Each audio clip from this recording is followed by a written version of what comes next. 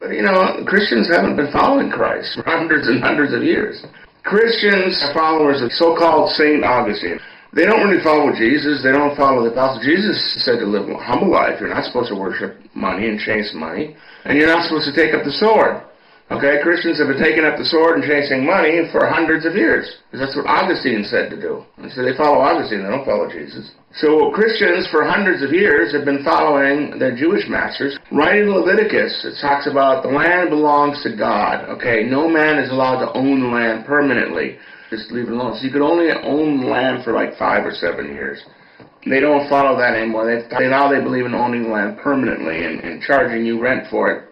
In the early Gospels, it talks about Satan showed Jesus all the nations on earth. He said, these nations are mine, and they're mine to give. If you worship me, I'll give them to you. And Jesus told him to take a hike. The land belongs to God.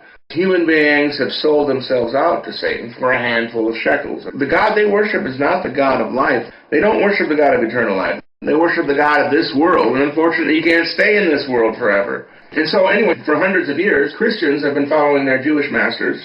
And as long as, getting richer and richer and stealing all the resources, all the money in the world, hoarding it all for themselves, Christians are fine following the Jewish masters and killing for the Jewish masters. 90% of these cops and soldiers are proclaimed Christians. They're doing the same thing. They're serving, bomb the shit out of their fellow Germanic people in Japan and Laos and Cambodia and Korea and Afghanistan, and on it goes. As long as the Christians are getting paid money, they don't care. There are a handful of real Christians here and there who really serve Jesus Christ. They don't take up the sword. They don't worship money. But 90% of Christians throughout the last several hundred years worship money and they worship the sword. These Christians will be more than happy to kill these unarmed civilians. Some of them were sitting in a church pew Sunday morning after they slaughtered these civilians, thinking they didn't do anything wrong, thinking they're going to go to heaven when they die. Because they love Jesus. They believe in Jesus. Jesus isn't going to have anything to do with those scumbags, okay? They're not going to go to be with Jesus in heaven when these people die. They can go to church all they want to. Because they got a short haircut, they're wearing a tie, and they're sitting in the church singing hymns on Sunday morning, so they're going to go be with Jesus. Many have heard about the Inquisition and the Crusades and the slaughter and murder that went on there. Most people don't know the extent that it went on.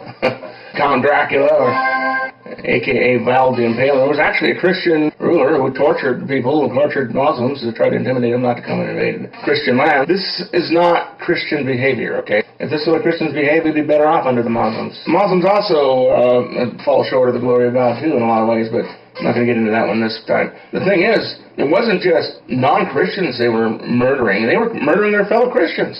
John Calvin, Christian leader, killed, Servetus, another Christian leader. Had him imprisoned, tortured, and burned alive slowly. Burning alive wasn't good enough. He had to be burned alive slowly because he had a different view of baptism. People like the Lutherans going after the Anabaptists. The Anabaptists wanted to live more of a Christ-like life.